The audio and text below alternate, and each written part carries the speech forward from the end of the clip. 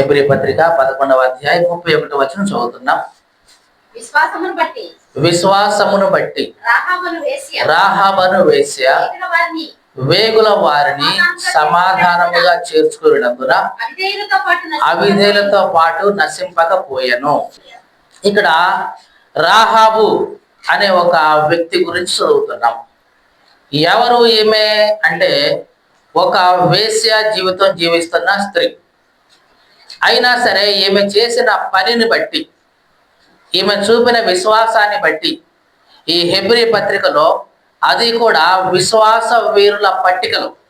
ఎట్లాంటి పట్టిక ఇది? హెబ్రీ పత్రిక 11వ అధ్యాయం. ఇది విశ్వాస వీరుల యొక్క జాబితా. ఈ విశ్వాస వీరుల యొక్క జాబితాలో ఒక వేశ్య జీవితం జీవిస్తున్న ఒక స్త్రీ పేరు రాయబడింది. నీ పేరు నా పేరు కూడా ఈ లిస్టులో ఉంటే నిజంగా ఎంత బాగుండేదో. కానీ ఈమె ఒక వేశ్య ఒకప్పుడు, అయినప్పటికీ తన పేరు ఈ జాబితాలో ఉంది, ఈ విశ్వాస వీరుల యొక్క పట్టికలో ఉంది. ఏమి చేసింది ఈమె?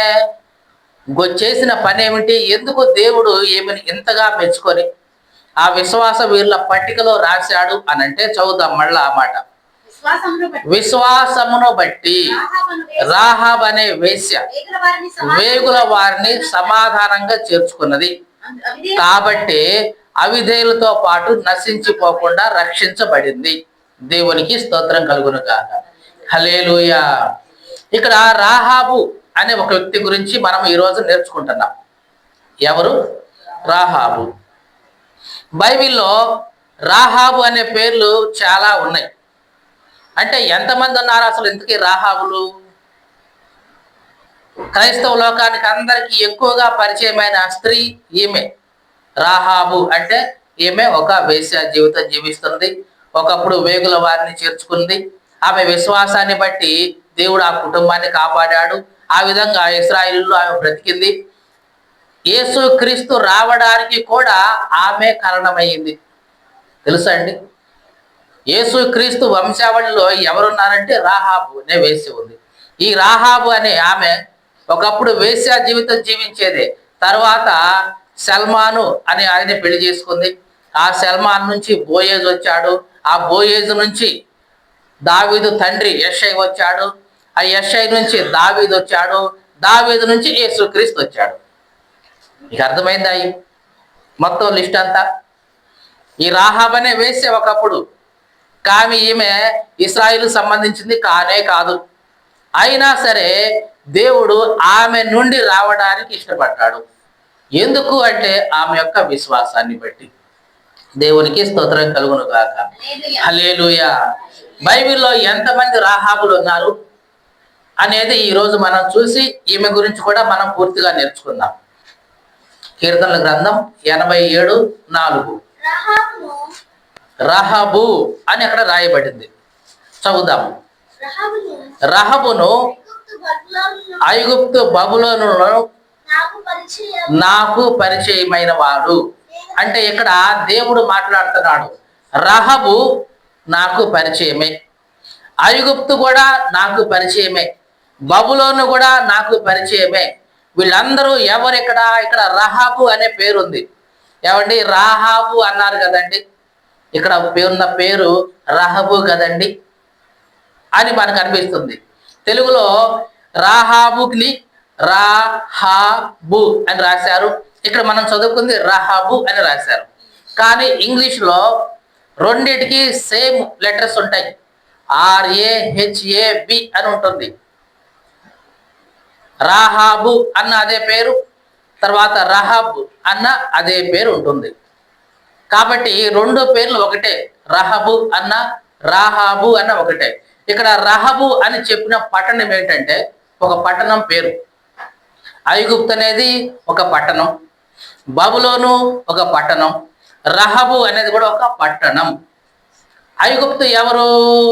దేవుని ప్రజలను బాధించేది. మరి బబులోను ఎవరు? వాళ్ళు కూడా దేవుని ప్రజలకు శత్రువులే. అట్లాగే రహబు కూడా దేవునికి విరోధమైన ఒక పట్టణం. దేవునికి స్తోత్రం కలుగును గాక. ఇక్కడ రహబు అనే పేరుని దేనికోసం వాడబడింది? దేవునికి విరోధంగా లేచిన పట్టణం.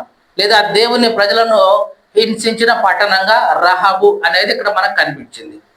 అంటే ఇక్కడ రహాబు, దేవుడు అన్నాడు రహాబు నాకేంటి తెలుసు, దాని మనసు ఏంటి, దాని తత్వం ఏంటి నాకు తెలుసు, ఐగుప్తు గురించి నాకు తెలుసు, బబులోను గురించి నాకు తెలుసు, తెలియంది ఏమీ కాదు అంటున్నాడు. ఇంకా చదువుదాము అదే కీర్తనలో 89వ అధ్యాయం 10వ వచనం కూడా.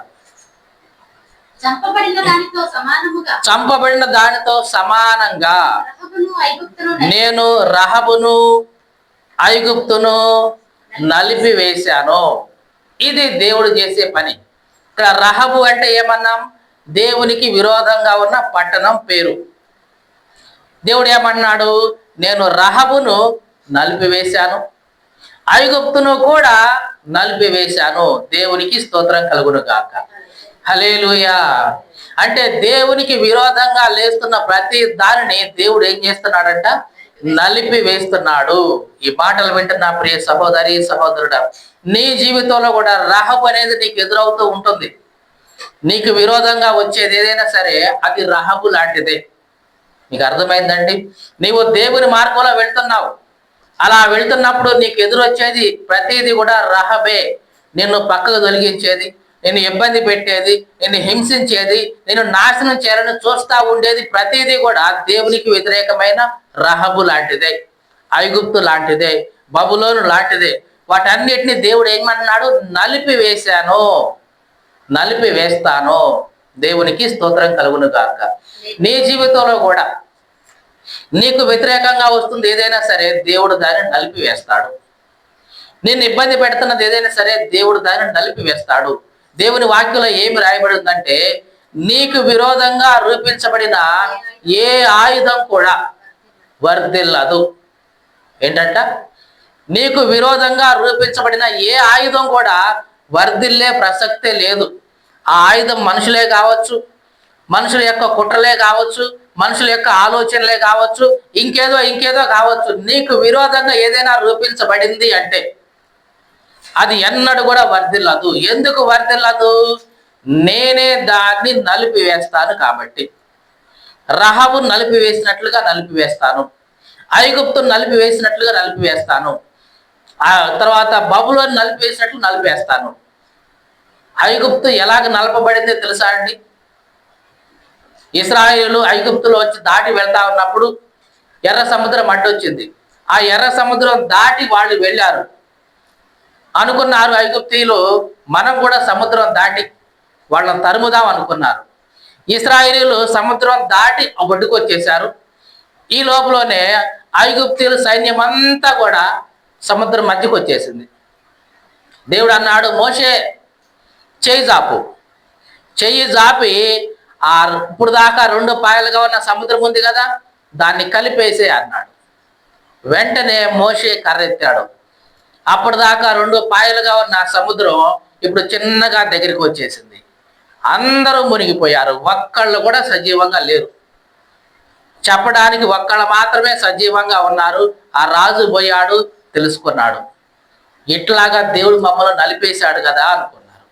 దేవునికి స్తోత్రం కలుగును గాక. హల్లెలూయా. ఒకప్పుడు ఈ ఐగుప్తీయులు ఇశ్రాయేలుని హింసించారు, బాధించారు, బాధ పెట్టారు. అట్లాంటి వారందరినీ కూడా దేవుడు ఏం చేశాడు, సముద్రంలో నలిపి వేశాడు. అందుకే దేవుడు అంటున్నాడు, రహాబును నలిపి వేసిన వాడిని నేనే, ఐగుప్తు నలిపి వేసిన వాడిని నేనే. ఇది దేవుడు నీతో చెప్తున్న మాట. కాబట్టి ఈ మాటలు వింటున్న ప్రియ సహోదరి సహోదరుడా, నీ జీవితంలో నీకు ఎదురవుతున్నది ఏదైనా సరే దేవుడు నలిపి వేస్తాడు. నీవు భయపడాల్సిన పని లేదు, బాధపడాల్సిన పని లేదు. దేవుని పక్షంగా నీవు ఉండు, నీ పక్షంగా ఆయన ఉండి నీకు వ్యతిరేకంగా వస్తున్న రహబు ఏదైనా సరే నలిపివేసి నీకు మార్గాన్ని సరళం చేస్తాడు. దేవునికి స్తోత్రం కలుగును గాక. హల్లెలూయా. కాబట్టి ఇక్కడ మొట్టమొదటిగా రహబు అనేది ఏమంటున్నాం, దేవునికి వ్యతిరేకంగా లేచిన ఆ పట్టణమే గాని, దేవునికి వ్యతిరేకంగా లేచిన ఆ పరిస్థితే గాని దాన్ని ఏమంటున్నాం, రహబు. నీ జీవితంలో కూడా రహబు అనేది వస్తే గనక దేవుడు దాన్ని తుత్తునీలుగా చేస్తాడు, నలిపేస్తాడు. ఇది గుర్తుంచుకో. ఇక రెండవదిగా ఈ రహబు అనేది ఇంకొక చోట కూడా వాడబడింది. రాహాబు అనే పేరుతో వాడబడింది. అది కూడా మనం చదువుతాం. యోబు గ్రంథం 9వ అధ్యాయం 13వ వచనం. దేవుని కోపము చల్లారదు. రాహాబు సహాయులు ఆయనకు లోబడతారు. కీర్తన గ్రంథంలో మనం చదివింది రాహాబు అంటే ఒక పట్టణం. ఇక్కడ రాహాబు అనే పేరు ఎగ్జాక్ట్ గా ఉంది, ఉందా లేదా? రాహాబు అనే పేరు ఉంది. కానీ ఇక్కడ చెప్తున్న ఈ రాహాబు వేరు, మనం మాట్లాడుతున్న వేసి అయిన రాహాబు వేరు, వేరు వేరు మళ్ళీ వీళ్ళు. ఇక్కడ మాట్లాడుతున్న రాహాబు అనేది దేని గురించి? మళ్ళీ చదువుదాం అదే మాట. దేవుని కోపము చల్లారదు, రాహాబు సహాయులు ఆయనకు లోబడదురు. అంటే రాహాబు సహాయులు కొంతమంది ఉన్నారు. ఆ రాహాబుకు సహాయంగా ఉన్న వాళ్ళందరూ కూడా ఇదిగో మన దేవునికి లోబడుతుంటారు. అంటే రాహాబు ఇక శక్తి లేదు, రాహాబు ఇక ఏమీ చేయలేదు.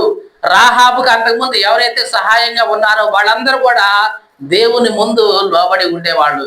కాబట్టి రాహాబు ఏమీ చెయ్యదు అని చెప్తున్నాడు. తర్వాత ఇంకొక వచనంలో చూస్తే మనకి ఇంకా క్లారిటీగా కనిపిస్తుంది. 26వ అధ్యాయం 12వ వచనం,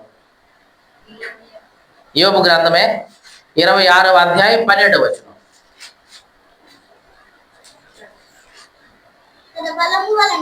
జాగ్రత్తగా చూద్దాం. తన బలము వలన ఆయన సముద్రమును రేపును, తన వివేకము వలన రాహాబును పగలగొట్టును. చూడండి ఏమంటున్నాడు దేవుడు. ఆయన సముద్రాన్ని రేపుతాడు, సముద్రాన్ని రేపి సముద్రంలో నుంచి రాహాబు అట్లాగా పైకి రాగానే దాన్ని ఏం చేస్తాడంట? ఆయన పగలగొట్టేస్తాడు. మరి రాహాబు అంటే ఇశ్రాయేలు యొక్క పురాణాలను బట్టి చూస్తే, దేన్ని బట్టి అంటున్నా? పురాణాలు. ఇశ్రాయేల్ కన్నీ కొన్ని మిథాలజీలు ఉంటాయి. ఆ వాళ్ళ యొక్క చరిత్ర ప్రకారం, వాళ్ళ యొక్క పాత గ్రంథాల ప్రకారం చూస్తే ఈ రాహాబు అనేది సముద్రంలో నివసించే ఒక క్రూర మృగం. ఏమంటున్నా? ఒక సీ మానిస్టర్ అంటాం. సముద్రంలో ఉంటుందంట ఈ క్రూర మృగం. దాన్ని ఎదుర్కోవడం ఎవరి వల్ల కాదు. కానీ ఇప్పుడు దేవుడు ఏమంటున్నాడు? నేను సముద్రాన్ని రేపి, అంటే అటు ఇటు అనేసి, అది ఎప్పుడైతే పైకి వస్తుందో దాన్ని పగలగొట్టేవాడిని నేనే. అంటే భయంకరమైన సముద్ర జంతువైన రాహాబును కూడా పగలగొట్టేవాడిని నేనే, నాశనం చేసేవాడిని నేనే. ఇది దేవుడు మనతో చెప్తున్న ఇంకొక రాహాబు. మొదటి రాహాబు ఏంటి? దేవునికి విరోధంగా లేచిన పట్టణం, అది రాహాబు. దేవుడు దానిని నలిపేస్తా అన్నాడు. రెండవ రాహాబు ఎక్కడి నుంచి వస్తుంది? సముద్రంలో నుంచి వస్తుంది రాహాబు. ఇంకొకటి సముద్ర జంతువు, క్రూరమైన జంతువు, దాన్ని కూడా నేను పగలగొట్టేస్తా. ఇది దేవుడు చెప్తున్న మాట. రెండు రాహాబుల గురించి దేవుడు చెప్తున్నాడు. ఒకటి భూమి నుంచి వస్తుంది, అంటే పట్టణం, దాన్ని కూడా నేను పగలగొట్టేసి నాశనం చేసి నీకు మార్గాన్ని సరళం చేస్తా. రెండవది ఎక్కడి నుంచి వస్తుంది? సముద్రంలో నుంచి వస్తుంది రాహాబు, దాన్ని కూడా నేను పగలగొట్టేసి నిన్ను రక్షిస్తాను. అంటే ఇదిగో భూ సంబంధమైన ప్రతి శోధన నుంచి, కష్టం నుంచి, ఇరుకు నుంచి, ఇబ్బంది నుంచి నిన్ను కాపాడుతాను. అదే సమయంలో నీటికి సంబంధించింది ఏదైనా సరే, సముద్రానికి సంబంధించింది ఏదైనా సరే, ఇక్కడ సముద్రము అంటే దేనికి సూచన? అంటే లోకం. దేనికి సూచన అండి? లోకమునికి సూచన. మనం ఎప్పుడు పాడుతూ ఉంటాం, నడిపించు నానావా అని, నడి సంద్రమున దేవా అని. అంటే అయ్యా నేను నడి సముద్రంలో ఉన్నానయ్యా, నా జీవితం అనే నావలో ప్రయాణం చేస్తున్నానయ్యా, ఈ సముద్రంలో మునిగిపోకుండా. ఇదే కదా మనం పాడేది. ఈ లోకం అనే సముద్రంలో మునిగిపోకుండా నన్ను కాపాడు నాయనా అని పాడుతూ ఉంటాం. అంటే ఈ సముద్రం అనేది దేనికి సూచన? అంటే లోకం. కాబట్టి ఈ సముద్రం నుంచి వస్తున్న జంతువు అంటే ఇదిగో నీకు విరోధంగా లెగుస్తున్న, లోకంలో నీకు విరోధంగా లెగుస్తుంది ఏదైనా సరే, దేవుడు దాన్ని రేపి, అవసరమైతే లేపి దాన్ని పగలగొట్టేస్తాను అంటున్నాడు. దేవునికి స్తోత్రం కలుగునుగాక. హల్లెలూయా. ఆ రకంగా దేవుడు నీ జీవితంలో రాహాబు వచ్చిన దాన్ని ఏం చేస్తానాడు? దేవుడు పగలగొట్టేసి నీకు మార్గాన్ని సరళం చేస్తాను, నిన్ను రక్షిస్తాను, నేను అంత శక్తివంతుణ్ణి. ఇది దేవుడు నీతో చెప్తున్న మాట. దేవునికి స్తోత్రం కలుగును గాక. హల్లెలూయా. ఇంకా ఇంకొక మాట కూడా చదువుదాం, ఇదే రాహాబు గురించి. యెషయా గ్రంథం 51వ అధ్యాయం 9వ వచనం చదువుదాం. యెషయా గ్రంథం 51వ అధ్యాయం 9వ వచనం.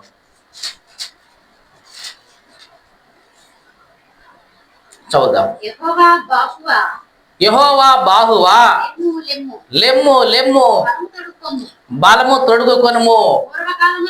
పూర్వకాలముల్లోను పురాతన తరముల్లోను లేచినట్లుగా లే. రాహాబును తుత్తునియలుగా నరికి వేసిన వాడవు నీవే కదా. చూడండి ఏమంటున్నాడు ఇక్కడ భక్తుడు. నాయనా బలము తొడుగుకో, లే నాయనా. ఒకప్పుడు పూర్వకాలంలో రాహాబును తుత్తునీలుగా చేసిన వాడివి నీవేగా. నీకు అర్థమైందా? ఇక్కడ రాహాబు అంటే దేనికి సంబంధించింది అంటున్నాం? సముద్రంలో నుంచి వస్తున్న గొప్ప జంతువు, క్రూర మృగం. అట్లాంటి జంతువుని మొత్తం కూడా పూర్వకాలంలో ఒకప్పుడు పగలు కొట్టేసావు కదా, తుత్తునీలుగా చేసావు కదా మా కోసం. నాయన అట్లాంటి గొప్ప దేవుడు నాయన నీవు అని చెప్తున్నాడు భక్తుడు. కాబట్టి నీ జీవితంలో కూడా ఈ సముద్రం నుంచి వస్తున్న జంతువు ఏదైనా కానీ, ఈ లోకంలోంచి నీకు వ్యతిరేకంగా లెగుస్తుంది ఏదైనా సరే, దాన్ని దేవుడు నీ కోసం పగలగొట్టేసి నిన్ను రక్షించేవాడు. దేవునికి స్తోత్రం కలుగును గాక. హల్లెలూయా, హల్లెలూయా. కాబట్టి రాహాబు రెండు చూసాం మనం.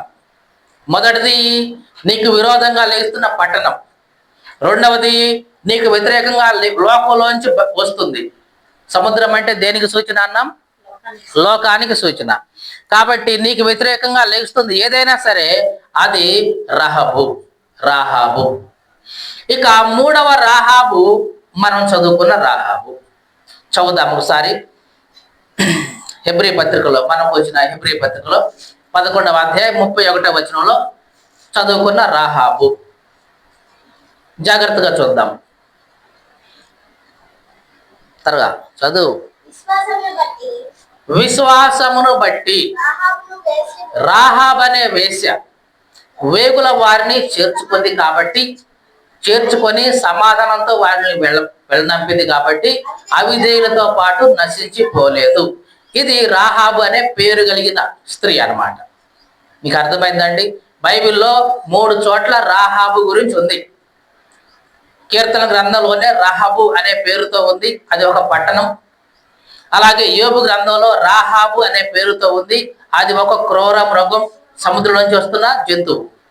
ఇక్కడ రాహాబు అనే పేరున్న ఈ స్త్రీ అన్నమాట. ఎవరు ఈమె యొక్క చరిత్రను ఒకసారి కాసేపు మనం చూద్దాం. ఈమె ఒక వేశ్య జీవితం జీవిస్తున్న స్త్రీ. ఈమె గురించి మనం ఎక్కడ చూడొచ్చు అంటే చూద్దాం. యెహోషువ గ్రంథం 2వ అధ్యాయంలో నుంచి ప్రారంభించుకుందాం. యెహోషువ గ్రంథం 2వ అధ్యాయం. జాగ్రత్తగా చూడండి, నా వైపు చూస్తూ వినండి. ఒకసారి ఇశ్రాయేలులు ఐగుప్తులో నుంచి బయలుదేరి వచ్చేసారు. ఎర్ర సముద్రం దాటారు. దాటిన తర్వాత ఎర్ర సముద్రాన్ని ఎట్లా పాయలు చేసింది మిగతా అన్ని దేశాలకు వినపడింది. ఫలానా దేవుడంట వాళ్ళ కోసం సముద్రాన్ని పాయలు చేశాడంట, ఐగుప్తులందరినీ దాంట్లో ముంచేశాడంట అని అన్ని దేశాలకు వినపడింది. అందరికీ భయమైంది. ఇట్లాంటి గొప్ప దేవుడా, వీళ్ళు సేవించే దేవుడు అని అందరికీ వినపడింది. ఆహా ఆహా అనుకున్నారు. ఇక అక్కడి నుంచి వచ్చిన తర్వాత ఆ సీహోను రాజు వాళ్ళని వెళ్ళనివ్వల, బాషాను రాజు వాళ్ళని వెళ్ళనివ్వల. దేవుడు వాళ్ళని వాళ్ళ చేతికి అప్పగించేశాడు. అంతే, ఇశ్రాయేలు మొత్తం వాళ్ళ మీద యుద్ధం చేసి వాళ్ళని కూడా జయించారు. సీహోను రాజా, వామ్మో! సీహోను పట్టణం అంటే ఆ రోజుల్లో చాలా గొప్పది, బలమైన పట్టణం. అట్లాంటి పట్టణాన్నే వీళ్ళు ఓడించేశారంటే నిజంగా వీళ్ళు చాలా బలవంతులు అని ఇవన్నీ కూడా అందరికీ వినపడ్డాయి.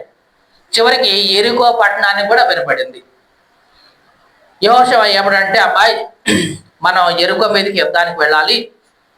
అసలు ఎరికో ఎట్లాంటిది, ఎంతమంది పోవాలి, ఇవన్నీ కాస్త మనం చూసుకోవడం కోసం ఎవరైనా ఒక ఇద్దరు మనుషులు పోయి అసలు ఆ పట్టణం ఎట్లుంది, మనుషులు ఎట్లా ఉన్నారు అంతా కూడా చూసి రండి అని వేగుల వారిని పంపించేశాడు ఎరికో పట్టణానికి. వీళ్ళు వేగుల వాళ్ళంటే తెలుసు కదా, రహస్యంగా వెళ్ళే గూఢాచారులు అనమాట. రహస్యంగా వచ్చి విషయం మొత్తం తెలుసుకొని పోతుంటారు. ఇట్లాగా ఇశ్రాయేల్లో నుంచి ఇద్దరు మనుషులు వచ్చారు. వాళ్ళు రహస్యంగా వచ్చేశారు. మొత్తానికైతే ఎరుకో పట్టణంలోకి ప్రవేశించారు. మరి కొత్త వాళ్ళు పట్టణంలో కనపరిస్తే ఊరుకుంటారా? వాళ్ళు రాజుకు చెప్తారు కదా, ఎవరో శత్రువులు వచ్చారని చెప్తారు కదా.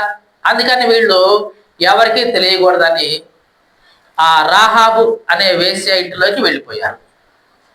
ఇదేంటండి, దేవుని ప్రజలు కదా వీళ్ళు, ఇశ్రాయేలులు కదా వీళ్ళు, అట్లా వెళ్ళొచ్చా? అట్లాంటి ఇంట్లోకి పోవచ్చా? ఈ ప్రశ్నలు మనలో వచ్చాయా లేదా? వచ్చాయా లేదా చెప్పండి. దేవుని బిడ్డలు కదండి వాళ్ళు, ఇశ్రాయేలు కదండి, మరి రాహాబు అనే వేశ్య కదండి, ఆ ఇంట్లోకి బావచ్చండి అసలు? ఎంత తప్పండి అని మనకు అనిపిస్తుంది. కానీ ఆ రోజుల్లో, ఈ రోజుల్లో అంటే మనకి హోటళ్ళు ఉన్నాయి, తినడానికి పడుకోవడానికి కూడా లాడ్జీలు అనేవి దొరుకుతున్నాయి, వసతి గృహాలు. కానీ ఆ రోజుల్లో ఇట్లాంటివి ఏమీ లేవు. కానీ ఇట్లాగా వేశ్య ఇండ్లు ఉండేవి. ఆ వేశ్యల ఇంట్లోకి చేరితే వాళ్ళు భోజనం పెడతారు, పడుకోవడానికి ఆ రోజుకి విశ్రాంతి కూడా ఇస్తారు. అట్లాగా ఉండేవి. అంటే ప్రతి ఒక్కళ్ళు వ్యభిచారం చేయడం కోసమే దగ్గరికి వెళ్ళరు. కొంతమంది తలదాచుకోవడానికి, కొంతమంది ఆహారం కోసం కూడా ఆ స్థలానికి వెళ్తుంటారు. మరి ఈ వేసల యొక్క ఇళ్ళు ఎక్కడ ఉండేవి అంటే ఆ గోడకి, అంటే ప్రాకారం మీదే ఉండేవి. ప్రాకారం మీద, ప్రాకారం అంటే ఆ పట్టణానికి చుట్టూ ఉన్న గోడనే ఏమంటారంటే ప్రాకారం అంటారు. ఆ ప్రాకారం మీద ఈ వీళ్ళ ఇల్లు ఉండేది. ఎవరి ఇల్లు? రాహాబు అనే వేశ్య యొక్క ఇల్లు ఉంది. అదేంటండి, గోడ మీద అట్టిల్లు కడతారండి? వచ్చిందా లేదా ఈ అనుమానం? గోడ మీద ఎట్ట కడతారండి ఇల్లు? మరి చూపుతారు. కానీ ఆ రోజుల్లో చుట్టూ ఉన్న పట్టణానికి ఉండే గోడ ఇదిగో ఈ 9 అంగుళాల గోడ కాదు. ఎంత వెడల్పు పడుతుంది తెలుసా గోడ? ఇదిగో ఇక్కడ నుంచి ఇక్కడ వరకు. మనకి హైవే చూస్తాం కదా, రోడ్డు, ఇటు నుంచి ఒక బస్సు పోతుంది, ఇటు నుంచి ఒక బస్సు పోతుంది కదా. ఆ రెండు కలిపితే ఎంత వెడల్పు ఉంటుందో అంత వెడల్పుగా ఉండేవి గోడలు. అంత వెడల్పుతో అట్లా పైకి కట్టేవాళ్ళు గోడలు. అట్లాంటి ప్రాకారం మీద ఉంది ఆమె ఇల్లు. ఆ ఇంట్లోకి వీళ్ళు వెళ్ళారు. వెళ్ళగానే మరి ఎట్లాగ ఇన్ఫర్మేషన్ తెలిసిందో ఎరికో రాజుకి తెలిసిపోయింది. ఎవరో ఇద్దరు వచ్చారు ఇశ్రాయేలు నుంచి, మన పట్టణాన్ని వేగు చూడటానికి వచ్చారు. వాళ్ళు ఫలానా రాహాబు అనే ఆమె దగ్గరికి వెళ్ళిపోయి చేరారని తెలిసింది. వెంటనే రాజు ఇద్దరు మనుషులు పంపించాడు. అమ్మాయి, ఇద్దరు మనుషులు వచ్చారంట నీ దగ్గరికి, ఇశ్రాయేలు నుంచి వచ్చారంట కదా, వాళ్ళని వెంటనే నాకు అప్పగించు అని అంటే, నీవు నేను కనుక ఆ స్థలంలో ఉంటే ఏం చేస్తాం? అయ్యా నా తప్పేమి లేదయ్యా, అందరిలాగానే వాళ్ళు వచ్చారు, వీళ్ళు ఇశ్రాయేలు నాకు తెలియదయ్యా, ఇదిగో అయ్యా వీళ్ళదయ్యా అని అమ్మటే పట్టించేసేవాడు కదా. కానీ ఏం చేసిందంటే చకచక లోపలికి వెళ్ళి వాళ్ళని దాచిపెట్టింది. దాచిపెట్టి వీళ్ళకి చెప్పింది, అయ్యా ఇద్దరు మనుషులు వచ్చారు నిజమే, కానీ ఇప్పుడే పోయారు వాళ్ళు. ఏమన్నది? ఇప్పుడే పోయారు, మీరు గబగబా తరిమితే కనుక వాళ్ళని పట్టుకోవచ్చు, ఇప్పుడే పోయారు అన్నది. ఆమె చెప్పిన మాటలు మరి అంత బాగా చెప్పిందేమో. వెంటనే వాళ్ళు నమ్మారు, తరుముతూ పోయారు. వాళ్ళు వెళ్ళగానే గవిని గేటేసేసారు. ఇక వెంటనే ఏమే వాళ్ళని తీసుకెళ్ళి పై గదిలో పెట్టేసి ఆ గదికి ఎవరు రాకుండా జనప కట్టె వేసి దాని చుట్టూ అట్లాగా రాత్రి వీళ్ళందరూ వెళ్ళిపోయి తెల్లారే వరకు అట్లాగే ఉంచింది. వాళ్ళు నిద్రపోయే టైం వచ్చినప్పుడు ఈమె వెళ్ళి వాళ్ళతో చెప్పింది, అయ్యా మీరు ఇశ్రాయేలీలా? అవునమ్మా, ఈ పట్టణాన్ని వేగు చూడటం కోసం మేము వచ్చామమ్మా అని అంటే, అయ్యా మీ గురించి మేము చాలా విన్నాం, మీ దేవుడి గురించి చాలా విన్నాం, మీ దేవుడు ఎంత గొప్పవాడు తెలుసయ్యా, ఎర్ర సముద్రాన్ని మీకోసం పాయలు చేశాడు అది మాకు తెలిసింది, గొప్ప పట్టణమైన సీహోన్ రాజును కూడా మీరు చంపగలిగారు. ఓగు రాజును, బాషాను రాజును కూడా మీరు చంపగలిగారు. కాబట్టి మీ ముందు ఎవరికైనా సరే గుండెలు కరిగిపోతాయ్యా. ఇదిగో ఈరోజు నేను నా ప్రాణాలకు తెగించి, దేనికి తెగించి చెప్పండి, ప్రాణాలకు తెగించి ఇదిగో మిమ్మల్ని కాపాడాను కదయ్యా. కాబట్టి ఇదిగో దేవుడు తప్పనిసరిగా ఈ పట్టణాన్ని మీ చేతికి అప్పగిస్తాడు, మాకు తెలుసు అది. ఎందుకంటే మీ దేవుడు అన్నిటిని అప్పగించుకుంటూ వస్తున్నాడు మీకు. ఇదిగో ఈ ఎరికో పట్టణాన్ని కూడా దేవుడు మీకు అప్పగిస్తాడు, నాకు తెలుసు ఆ సంగతి. మరి మీరు దీన్ని పట్టుకున్నప్పుడు అందరితో పాటు మమ్మల్ని చంపకుండా నన్ను, నా తండ్రిని, నా తల్లిని, నా కుటుంబీకులందరినీ నువ్వు కాపాడాలి.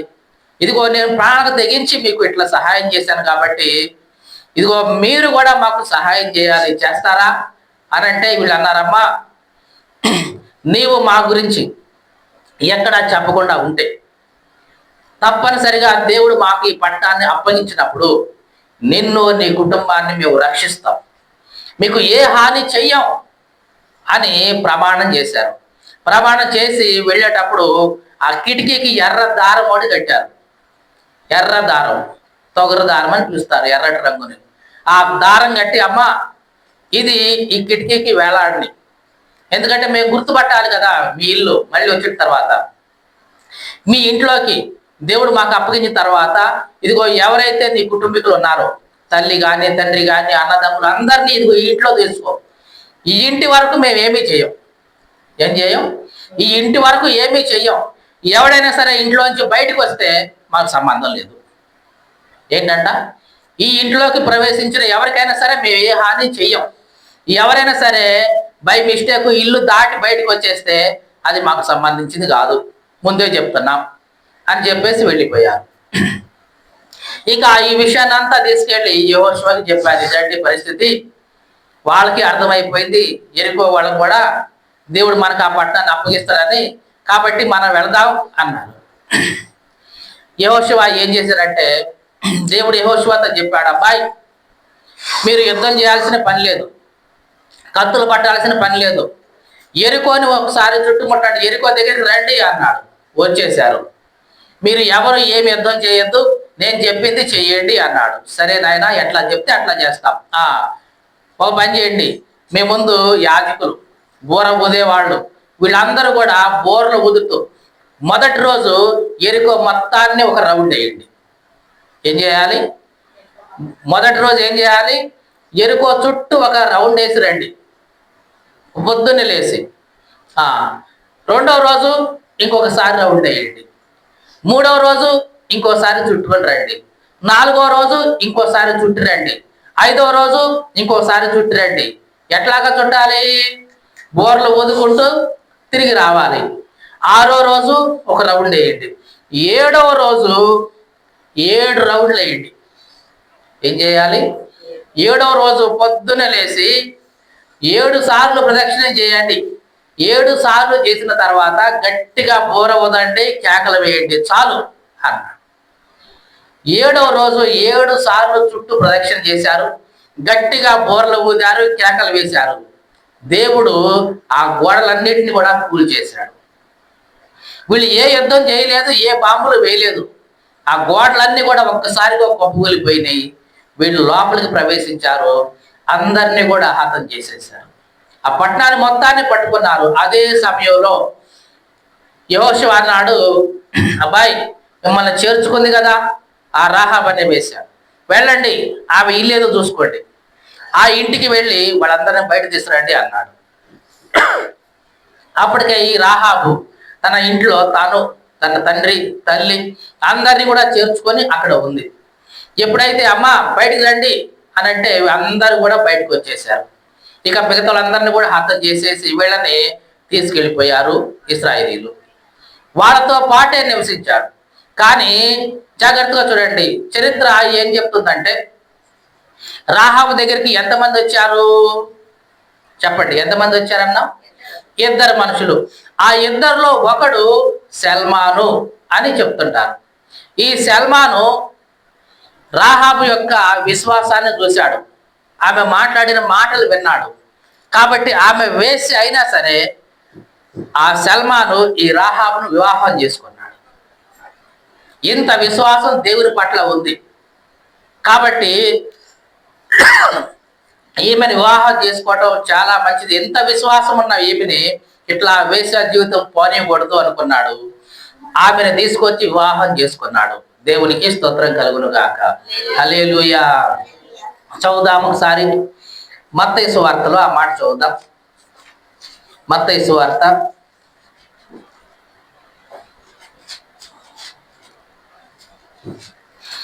1వ అధ్యాయం 5వ వచనం. మత్తయి సువార్త 1వ అధ్యాయం 5వ వచనం. నయస్సోను సల్మానును కనెను, సల్మాను రాహాబు నందు బోయేజును కనెను. నయస్సోను ఎవరిని కన్నాడు? సల్మాను కన్నాడు.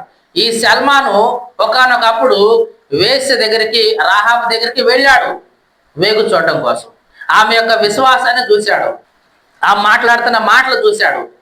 ఇంత విశ్వాసంగా ఉన్న ఈమె నిజంగా ఇదిగో ఇట్లాంటి జీవితం జీవించకూడదు ఇక నుంచి అనుకొని ఆమెతో మాట్లాడి ఆమెను వివాహం చేసుకున్నాడు. వాళ్ళిద్దరికీ జన్మించిన వాడే బోయేసు. ఆ బోయేసుకు జన్మించిన వాడే యెషై. ఆ యెషైకి జన్మించిన వాడే దావీదు. దావీదు కుమారుడిగా యేసుక్రీస్తు పిలువబడుతున్నాడు. అంటే యేసుక్రీస్తు ఈ లోకానికి రావడానికి మధ్యలో ఒక స్త్రీ కూడా ఉంది. ఎవరంటే రాహాబు. ఒకప్పుడు వేశ్య జీవితం ఉన్న స్త్రీనే, కానీ ఎప్పుడైతే విశ్వాసాన్ని బట్టి రక్షించబడిందో, మనసు మార్చుకుందో, దేవుని యొక్క సమాజంలో చేరగలిగింది. దేవునికి స్తోత్రం కలుగును గాక.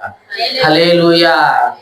చూడండి, ఆమె యొక్క విశ్వాసాన్ని బట్టి తన తల్లిని, తన తండ్రిని, తన కుటుంబీకుల్ని, తోబుట్టువులను అందరినీ కూడా రక్షించుకుందండి ఈమె కదండి. జీవితం ఎట్లాగైనా సరే దేవుని పట్ల ఆమెకున్న విశ్వాసమే తన కుటుంబాన్ని అంతటి రక్షించుకునే విధంగా చేయగలిగింది. దేవునికి స్తోత్రం కలుగును గాక. హల్లెలూయా. ఈ మాటలు వింటున్న ప్రియ సహోదరి సహోదరుడా, మరి నీ విశ్వాసం ద్వారా నీవు నీ కుటుంబాన్ని రక్షించుకుంటున్నావా? నీ భార్యనే గాని, నీ భర్తనే గాని, నీ పిల్లలనే గాని, నీ తోబుట్టువులే గాని రక్షించుకుంటున్నావా? ఈమె యొక్క విశ్వాసం ఎంత బలంగా ఉందో చూడండి. అసలు ప్రాణాలకు తెగించింది ఆమె కదండి. రాజు గనక ఈ విషయం తెలిస్తే, ఈమె అబద్ధం చెప్పింది, దాచిపెట్టింది అనే సంగతి రాజుకు తెలిస్తే ఏం జరిగి ఉండేది చెప్పండి? చెప్పండి, ఏం జరిగి ఉండేది?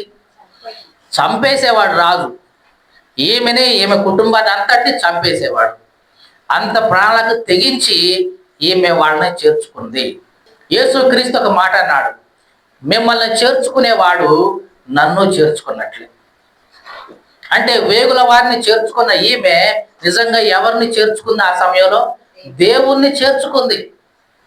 తన హృదయంలో ఉన్న విశ్వాసాన్ని బట్టి ఆమె దేవుణ్ణి చేర్చుకుంది. కాబట్టి ఆమె రక్షించబడింది, ఆమె కుటుంబం రక్షించబడింది, తల్లి తండ్రి అందరూ రక్షించబడ్డారు.